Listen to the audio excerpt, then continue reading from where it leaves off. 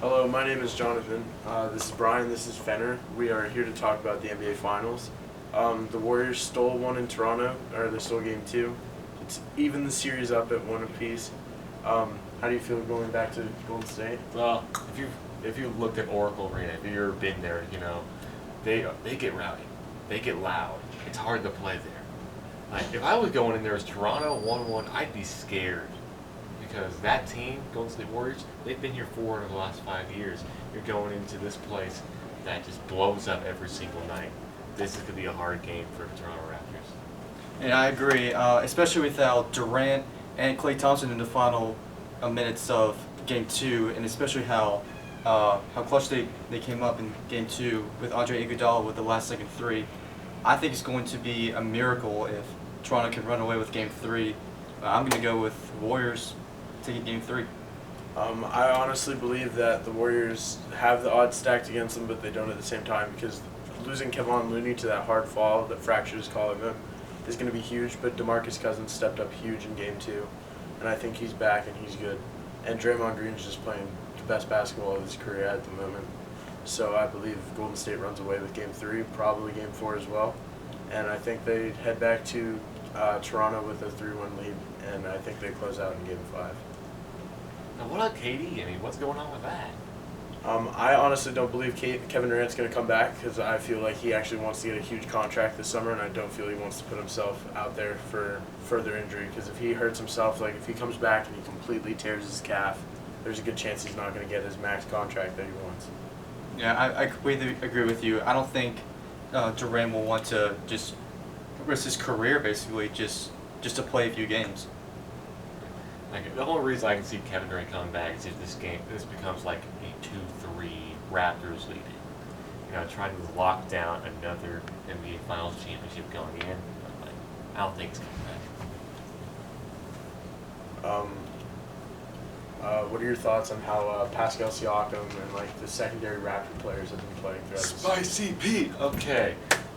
Pascal Siakam, that guy's great. He's done so well. Game 1, he was a monster, 32 points.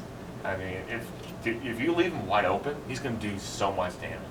And I think they learned that going into Game 2. Now, Kyle Lowry, he hasn't done not much point-wise. He does a little bit of assists, a little bit of rebounds, but he's more of a role player right now. As we saw in the regular season, he was more of a bigger role. He's kind of like a star, but right now he's not doing anything.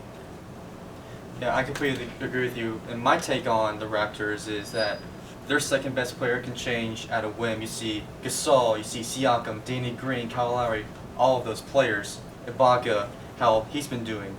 I think that Toronto has a lot of depth, but for me, the Warriors have so much experience in the finals, and Kawhi is the only one who really has experience of winning a title. Like Kyle Lowry, Marc Gasol, they haven't done that. They've spent their whole careers losing, and I think that experience from the Warriors is really what's going to clamp them down later on. To build off of that, but Danny Green was on the Spurs team that did win in 2014 that's with right. Kawhi, and Danny Green has been there to the finals. This is his third finals, and he has played very well in all of them. And also, I will say, the emergence of Fred VanVleet down the line, he is making huge shots left and right. It's just insane because no one had thought he was going to step up as well as he did step up. And I mean, that's just a huge part because now you have to worry about, because Kyle Lowry can catch fire at any time. Ibaka can come off the bench. He doesn't miss shots very often anymore. And I mean, VanVleet, though, that guy's just got ice blood in his veins, or ice cold blood in his veins right now. He's not missing a shot. And I think that it's going to build up to, where if the Warriors don't start playing really good defense because they haven't been playing defense as well this series, that the Raptors are going to start building on huge runs. Like the Warriors had the 18-0 run to start off the second half of Game 2. I think the Raptors are just going to start building little runs together, and it's going to lead them to the series win. I think the Raptors will win the finals if the Warriors don't step up on defense. Another big part about this finals is how the Raptors got here was because of their depth. They have Fred VanVleet, they have Serge Ibaka as sixth man. That's some good depth. What does the Warriors have in depth? Sean Livingston?